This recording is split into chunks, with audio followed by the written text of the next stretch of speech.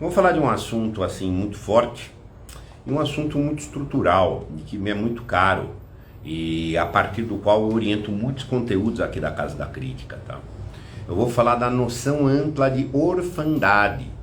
Eu não tenho nenhuma dúvida que o maior problema brasileiro é o problema da orfandade. E talvez inclusive o problema mundial, se tomado no seu sentido amplo, que eu vou comentar aqui, tá? No Brasil, a gente tem uma particularidade de que tem a orfandade real no sentido bruta. O índice de orfandade, em especial paterno no Brasil, gente, é assustador. Os pais abandonam, falando de pai no sentido homem, macho, tá? Abandono de filho por pai é um negócio assim astronômico no Brasil, tá? Mas é astronômico em termos de comparações mundiais, tá? Até o próprio Guimarães Rosa anotou isso também no Grande Sertão Veredas. Ele tem uma passagem, órfãos de nascença, era nascença ou documento, assim, é o que mais tem nesses sertões, tá? E você tem lugares do Brasil que mais de 33% dos alunos inscritos na rede de ensino não tem nome do pai. Então assim, é um negócio assim impressionante o grau de orfandade bruta no que eu estou falando aqui. Só que eu quero sair de uma orfandade nesse sentido estrito para uma noção ampla. E isso tem muito a ver com o meu trabalho do analfabetismo funcional, tem muito a ver com o meu trabalho do masoquismo, tá? Das relações tóxicas e etc. Tá? Então deixa eu colocar aqui que eu estou chamando de noção ampla. Então vamos partir do estrito para o amplo. Temos um crédito ao nascer. Uma criança tem todo um aparato e que ela está buscando a satisfação de alguns créditos. Um crédito de cuidado e um crédito de orientação. Ser humano é o animal mais dependente que há. Dependemos muito do cuidado e da orientação em especial, tá? Eu estou usando aqui uma abordagem do Fromm, tá? A partir do qual me iluminou muitas coisas, tá? Naturalmente a criança está procurando peito para mamar, alguém que mostra um caminho para ela e etc. Toda criança, todo mundo já viu criança quer peito, quer mamar. Isso é a forma do cuidado, é o mais basal, tá? É o mais basal que pode haver, tá? É você ser cuidado. Outra cena muito marcante, já viu aquela cena, a família chega na praia tal, e pivetinho de 3 anos, 4, começa a correr. Ele começa a correr, só que ele olha para trás. Ele tá na praia grande e tal, amplo, mas ele tá olhando para trás. Ele tá pedindo orientação. A orientação da onde que é para ir, para onde que não é para ir, até onde que ele pode ir, até onde que não pode ir. Até essa estrutura espontânea e fisiológica de querer cuidar de orientação, tá? São buscadas dentro, naturalmente, espontaneamente, pela criança, tá? E é assim mesmo, isso é um crédito que tem que ser realizado. Se esse crédito não se realiza, tá? A conta é grande, a conta é muito grande, tá? Ele vai estar buscando sempre. Vai sempre estar buscando que ele seja cuidado e que ele seja orientado, tá? O Fromm associa o cuidado a uma função maternal e a orientação a uma orientação paternal, tá? E, enfim, como grandes dinâmicas, grandes créditos dos vínculos primários, o ter pai, ter mãe, são vínculo primário, primeiro, basal. E a partir da qualidade de realização desses vínculos primários, nós teremos outros vínculos secundários, sociais, profissionais e etc. Tal, melhores ou piores. Isso uma posição. A partir do cuidado vai se desenvolver, desse cuidado, dessa função maternal, vai se desenvolver o que o Fromm chama de grande dimensão de energia, de orientação da vida, que é a autoestima. Ponto. E a partir da orientação vai se desenvolver melhor ou pior uma outra dimensão constante da vida, mesmo adulta, que é do senso de potência. O que é então o órfão? O órfão é o que não ganhou a satisfação do seu crédito. Ponto. Isso no seu sentido mais primário. Por quê? Porque não havia, ou porque foi mal dado. Tem uma terceira situação que dá atitude de órfão. Às vezes você tem alguém que recebe o cuidado, que recebe a orientação, mas ela não assimila, tá? Por X motivos, tá? Mas no sentido mais básico, alguém que não conheceu o pai, não conheceu a mãe, não recebeu a função ou recebeu mal feita, tá? Então são órfãos, às vezes dito órfão de pai presente, às vezes órfão de pai ausente e etc, tá? Qual é a grande questão? O órfão é segundo um caminho natural da vida. Nós vamos perder nosso pai, nós vamos perder nossa mãe antes de nós. É mais ou menos que as pessoas esperam, que os pais morram antes dos filhos. Tudo pode acontecer, tá? Mas o que é dar o cuidado, o que é dar a orientação? Obviamente é um sentido imediato. Agasalhou, deu de comer, limpou, e etc. Preservou o lugar, e etc. Orientação, deu exemplo, contou, instruiu, levou para conhecer, estimulou de andar para fora, etc. Deu valores, etc. Isso tudo é uma realização material de coisas para uma criança que está precisando disso tudo, tá?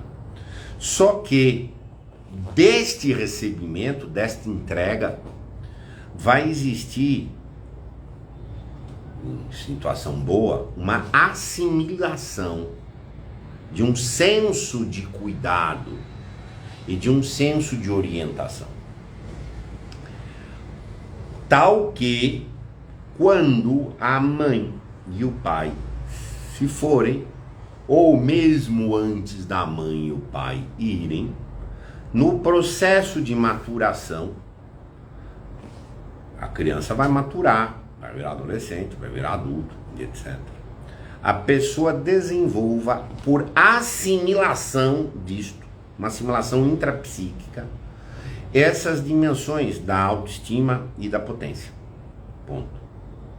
Se supõe, conforme o Fromm propõe, eu penso que ele está 100% correto, e como a gente fala no senso vulgar, o coração de mãe cabe tudo, mãe é incondicional. A mãe exige respeito, dá respeito e vai gostar da criança, aconteça o que acontecer. É como um porto seguro para o qual sempre pode voltar. Então, a recepção de uma maternidade nesse sentido dará um senso de estima, incutirá um senso de estima na criança, tal que eu valho porque eu existo. Minha mãe gosta de mim. Minha mãe gosta de mim porque eu existo, então somente. Não interessa mais nada, ela sempre gosta de mim. Só pelo fato de que eu existo. Ponto. Isto, internalizado, cristalizado, dentro, plasmado nessa ideia da autoestima, eu gosto de mim. Se ninguém gostar de mim, eu gosto de mim. Tal como se ninguém gostasse de mim, minha mãe gostava de mim. Ponto. Uma pessoa de boa autoestima gosta de si, ainda que ninguém mais goste dela. Ponto. Você não gosta de mim? Ok, eu tenho que gostar de mim. Eu valho só porque eu existo. Eu não tenho que dar nenhum resultado. Eu não tenho que agradar ninguém. Eu não tenho que conseguir A, B, C para que eu goste de mim. Ponto. Eu sempre posso retornar a um estado de satisfação a partir de mim mesmo. Isso é uma autoestima bem cristalizada, maturada e etc. O senso de potência é eu tenho que fazer alguma coisa, como me dirigir, ir a algum lugar, fazer orientação, tomar uma decisão, ou para cá ou para lá, e ir para um lugar que eu determinei e eu consegui ir. Como eu me desafio a fazer alguma coisa e eu mesmo cumpro aquele meu desafio. Era dentro de um sentido primário que é mostrar para o pai, que conseguiu. Você vê muito, quem é pai de criança vê muito, ir lá mostrar para o pai o que fez, o que não fez, para ganhar o amor do pai. O amor do pai é menos incondicional que o da mãe. Então ele tem essa questão de um senso de potência. Realize coisas que você vai ser benquisto, diferente da questão da mãe, tá? E isto internalizado vai gerar o senso de potência e etc. Tá?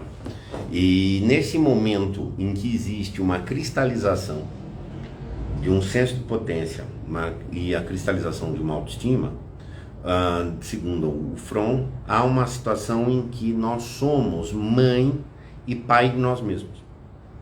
A partir daquele momento, a maternidade da pessoa mãe, a paternidade da pessoa pai já se cumpriu. Porque cada qual de nós estará emancipado do pai e mãe nesse sentido de vínculo biológico, primário, pessoal, para ser pai e mãe de si. Isso é um processo de uma pessoa adulta. Ser o senhor de si, uma pessoa adulta, ele é pai e mãe dele mesmo. Ponto. Essa é a grande questão. Aí, etc. Então, nessa situação, essa pessoa não é órfã. Ponto. Por quê? Ele terá ou não recebido materialmente uma maternidade, uma paternidade, mas mais importante, ele assimilou essa estrutura intrapsíquica, tá? E tal que ele é pai e mãe de si, logo ele não será órfão. Ponto. Isso é um sentido muito profundo, obviamente. Ah, mas o número de órfãos, aí tem uma abordagem que eu que estou propondo, tá? Não é de nenhum autor, não. Existem alguns tipos de orfandade natural.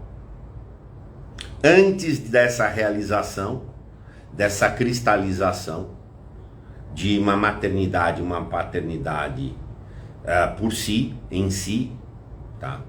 A pessoa ficou sem o pai ou sem a mãe porque o pai ou a mãe morreu. Eu estou chamando isso de orfandade natural. Morreu o pai ou a mãe. Porque pode morrer. Obviamente é um trauma, um dos aspectos. Mas se uma pessoa que antes de ser pai e mãe de si perde a referência do pai e mãe biológico, real, social, como for, mas pessoal, ainda um estranho, estranho no sentido de uma outra pessoa, tá? Ela é órfã. Então é um órfão natural. Um trauma. Não subestime isso, tá?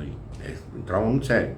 Enfim, eu estou chamando de orfandade natural, mas entende, a pessoa pode morrer. Eu quero chamar uma outra orfandade por violência. Mataram o pai, mataram a mãe. Esse é um trauma maior, tá? É um trauma maior. A criança perdeu o pai, porque ele teve um infarto, é muito diferente perder o pai que foi assassinado, muito diferente, tá? Mas é uma outra categoria. Agora tem outra.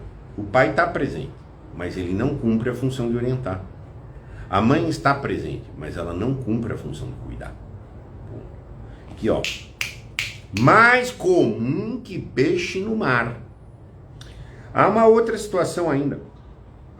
E essa é muito complicada, eu só vou mencionar aqui, tá? Mas também extremamente comum.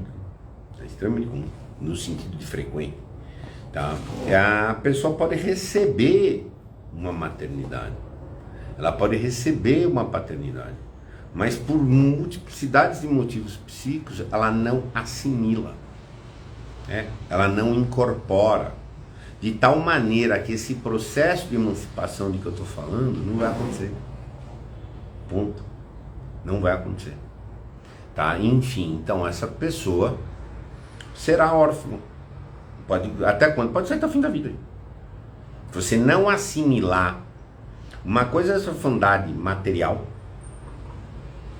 natural, violenta, tóxica, que o pai pode não orientar e pode desorientar. A mãe pode não cuidar e pode maltratar.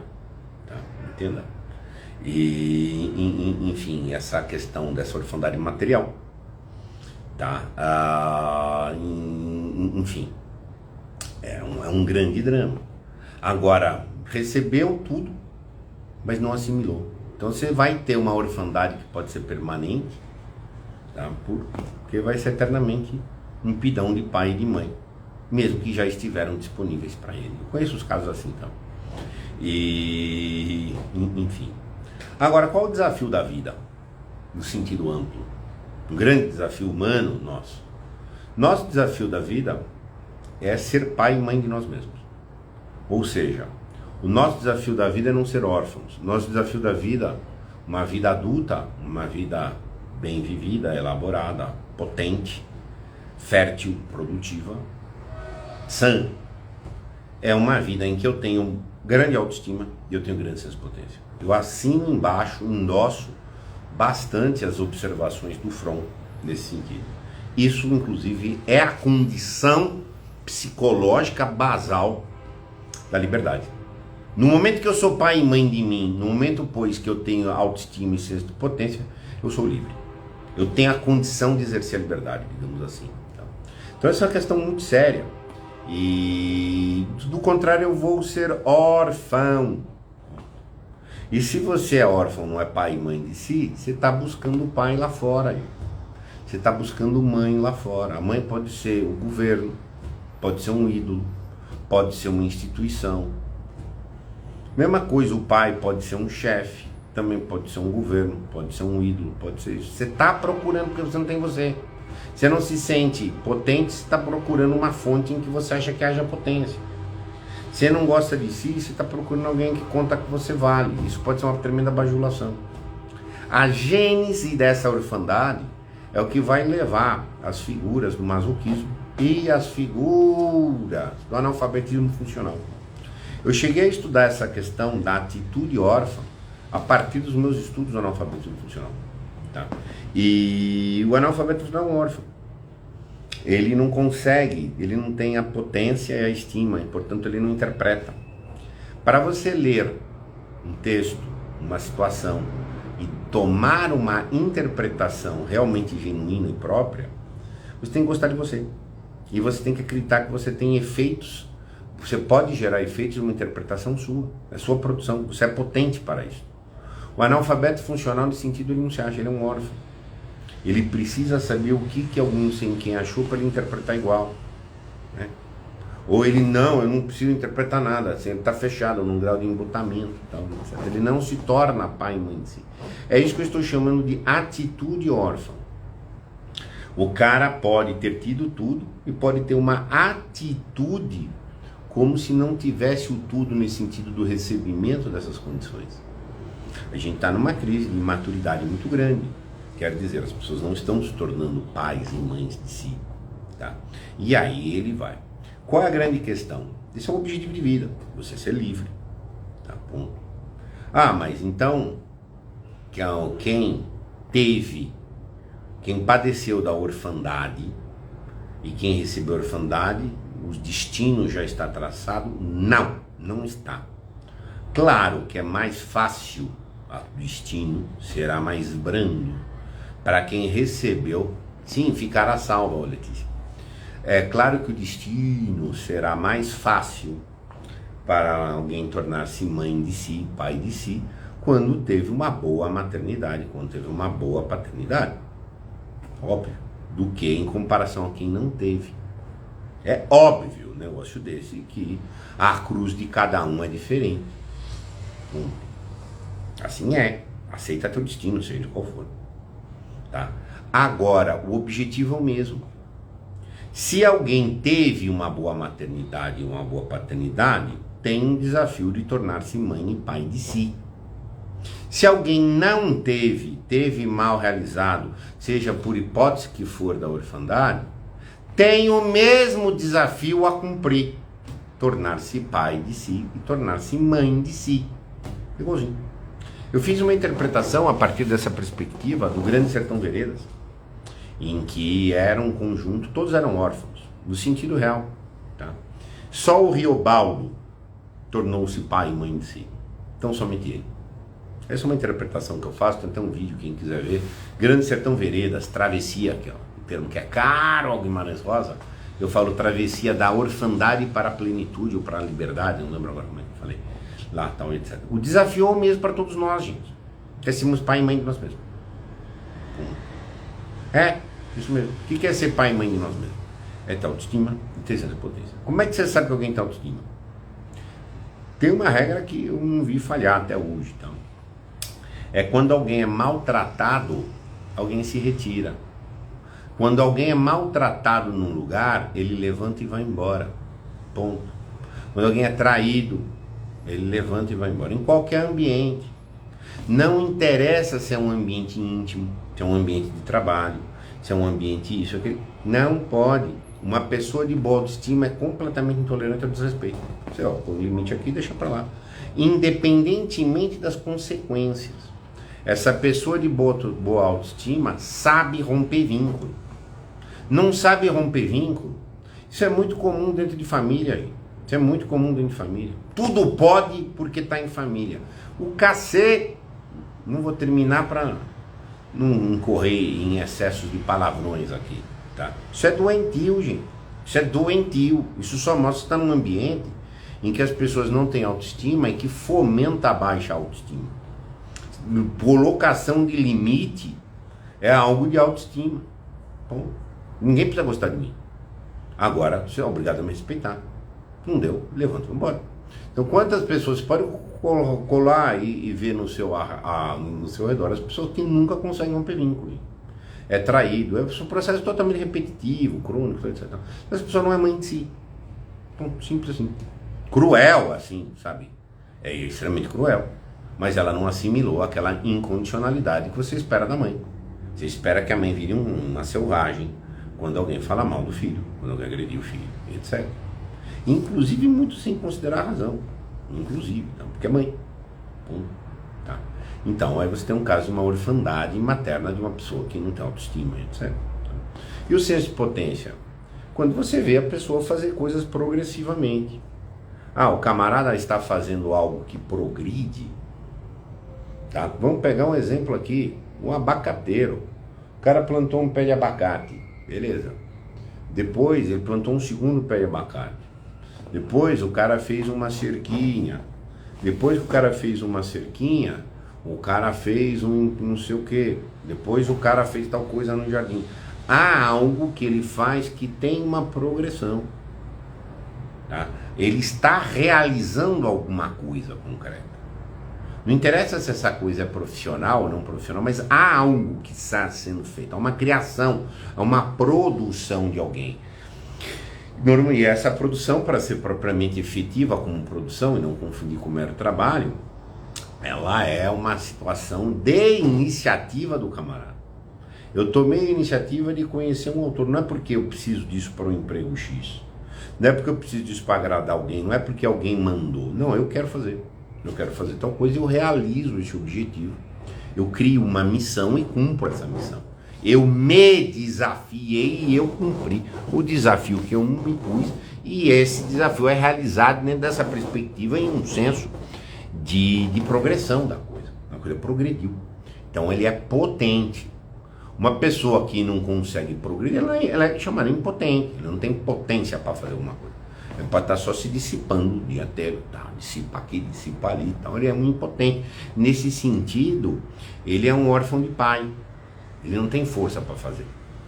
Tá? Então assim, se é órfão de mãe, se você não se exige respeito, você não sabe romper vínculo onde você é desrespeitado. Não tá legal? Levanta e vai embora. Fora disso, meu cara, você é órfão de mãe. Ponto. Ah, mas não tem produção própria, não tem coisas consistentes, não tem coisas em progressão evolutiva, você é órfão de pai. Ponto. Nesse sentido amplo, que eu coloquei aqui de noção ampla, que de uma maturidade que tem que chegar, você já ter virado isso de você mesmo. Sem depender aí, se o pai faleceu, se a mãe faleceu, se você já é pai e mãe de si, você não é mais órfão na vida. Bom, essa é a grande questão. Isso tem efeito, gente, nas relações tóxicas, nas posturas masoquistas, na questão do analfabeto funcional é isso, um órfão eterno. Ele tem uma eterna atitude de órfão. Ah, eu tenho que interpretar igual não sei quem, porque eu vou para agradar. Porra, puta orfandade materna. Ai, não, eu vou conseguir decidir, aí eu vou conseguir ler, puta orfandade paterna. Gente. Ponto. Então essa questão é muito profunda e muito séria. Ao nosso redor, gente, quase todas as pessoas são órfãs. Nesse sentido amplíssimo que eu estou dizendo. Nesse sentido amplíssimo que eu estou te dizendo. Quase todo mundo. Tá? Então, essa emancipação, com essa transformação entre o vínculo material, biológico, existencial, tá? Da função do pai e da mãe, e essa disposição, introjeção de uma disposição psíquica que vai iluminar e vai criar uma condição de liberdade, pô, isso é brilhante dentro do Fromm. Isso é uma contribuição riquíssima do Fromm. É um autor que todo mundo que me acompanha sabe que eu leio muito. É o terceiro autor que mais me influencia, perde apenas para Aristóteles e Platão, tá? A lucidez do camarada de fazer essa associação que eu levei para o Guimarães Rosa e aplica como luva, em cima da qual eu monto praticamente todas as minhas considerações do sentido amplo de analfabeto funcional também. Analfabeto funcional é um cara que tem atitude de órfão, é eternamente pidão de mãe, eternamente pidão de pai. Tá, ponto. Essa é uma situação. Eu quero afirmar aqui, pessoas que têm orfandade real, material, tem um problema para resolver. Nunca subestime isso. Não fez falta o pai, não fez falta a mãe. O pai é tóxico. Não, faz. Reconheça que dói menos. Reconheça que dói menos, e quanto mais cedo você reconhecer, mais rápido você vai levantar para entender esse assunto. E assim, o caminho de superação disto, por força própria, introjeção, tá? Eu nunca vi, Vicente Tolesano, eu nunca vi o meu pai. Nunca vi. Ponto. E demorei muito para entender. E achei que isso nunca me fez falta. Me fez. Demorei para entender, demorei para refletir o processo, etc. Depois pela orfandade de violência. Tá? Enfim, a maior parte dos casos que eu recebo, que eu assisto, que etc., é orfandade por toxicidade. O pai era tóxico, o pai batia, o pai maltratava, o pai fazia a mãe, o pai, a mãe, e etc. Tá? E etc. Isso é um caso, em certo sentido, mais comum, aparentemente menos dolorido, menos grave, mas às vezes tem uma dimensão dura, que é você excretar o pai ou a mãe. Excretar. Entendeu? Isso às vezes é uma questão muito difícil, porque se você tem uma presença disso, você tem que excretar para ocupar um espaço por você mesmo. Tá? Se não tem, é uma carência, um vazio para ser preenchido, mas não tem uma excreção. Tem uma outra figura aí que eu coloquei, que não... Trabalhei com um caso aqui de excreção muito grave, tá?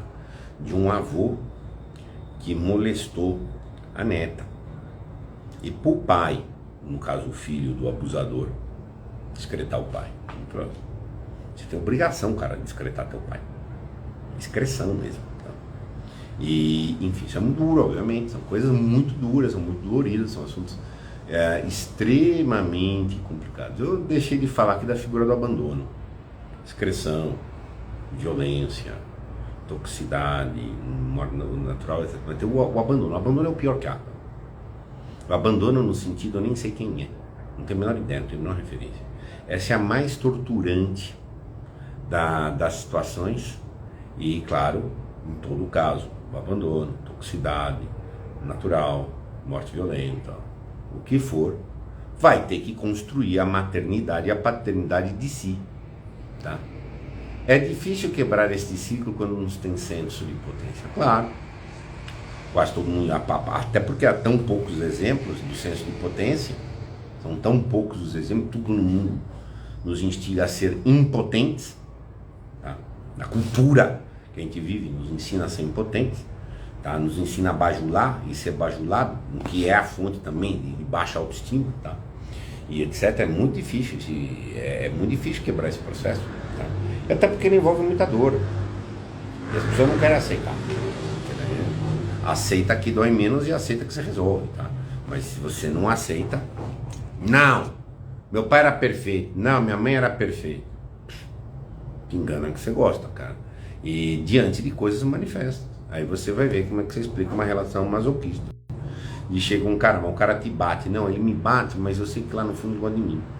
É mesmo, é mesmo, é mesmo.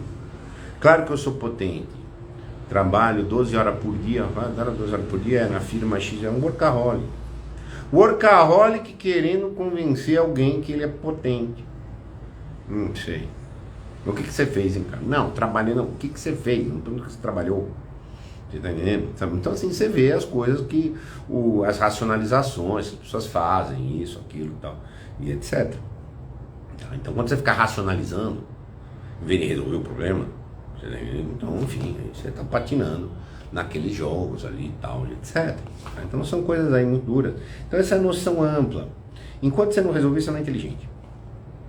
Isso tem a ver com uma live que eu fiz recentemente. Enquanto você não resolver essa ordem dos seus afetos, a tua inteligência não pode evoluir. Por quê? Porque você está tendo tudo em função desta dor. Tudo. Você não tem objetividade. Para que você tenha uma objetividade, possa fazer abstrações razoáveis, tá? E etc., você tem que ser pai e mãe de você. Do contrário, você está sempre tentando responder isso, por mais inconsciente que esse processo aí possa ser, tá? Enfim, essa é a contribuição desta live aqui de um tema tão duro, tão cruel e tão necessário, tá? E tão necessário.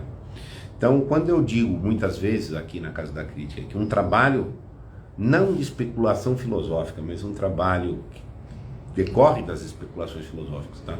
Mas é um trabalho que tem uma orientação, uma dimensão social latente.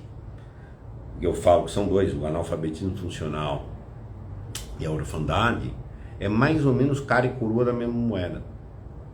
A maior parte das vezes você não pode resolver o problema do analfabeto funcional com elementos de cognição, com elementos de formação de letramento. Por quê? Porque é um problema de atitude. Ele tem uma atitude de órfão. Não gosta dele? Ele se sente impotente para fazer alguma coisa. Mas a inteligência não vai decolar, gente. Ele vai só funcionar. E às vezes nem funcionar, tá? Que é o caso do analfabeto disfuncional. Ele vai ficar desprovido da significação. Ponto. A significação presume uma certa objetividade com as coisas e tal, uma certa estabilidade psíquica, tá? E etc. Então, enfim, vou repetir para ninguém. Isso é um absurdo você incutir, você fomentar, validar, sugerir que um órfão materialmente não possa alcançar o desafio humano de ser pai e mãe de si. Ele pode ter dificuldades a mais, o destino de cada um é distinto, a cruz de cada um é distinta, mas a missão de vida não. As condições de elaboração da vida, não. Os valores nesse sentido de estruturação, não. E é perfeitamente possível, e nós conhecemos, todos podem dar exemplos aqui, dos órfãos materiais que se transformaram senhores de si, pais e mães de si. E aqueles que não sofreram dessa orfandade material, que não se tornaram senhores de si, não se tornaram pai e mãe de si. Enfim, então viver é dificultoso, dizia o Guimarães Rosa, tá? Autor que também é uma grande fonte de inspiração aí para mim.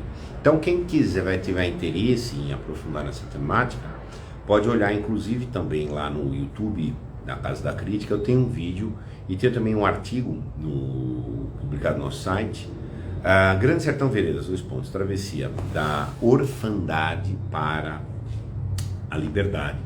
E você pode observar aqueles jagunços lá do Grande Sertão Veredas, eram todos órfãos. Todos órfãos. A própria orfandade do Riobaldo, quando não surgiu o pai, mas ele tinha a mãe. Só que daí a mãe morreu. Depois ele descobre que o pai, que era o padrinho que o acolheu, deu cuidado, tudo, mas não reconheceu que era o pai. A revolta que isso gerou nele, o caminho que ele pegou, e ele no cavalo saiu erraticamente pelo mundo, tá? E aí ele foi entrando nos grupos sucessivamente como projeção de superação de orfandade, até que ele foi conhecendo os pais postiços, como por exemplo o Zé Bebelo, tá? E depois ele descobre que o Zé Bebelo, como pai é um bosta, desculpa a expressão chula novamente aqui, mas é aquela coisa da espontaneidade, tá? E até que uma hora que ele vira pai de si.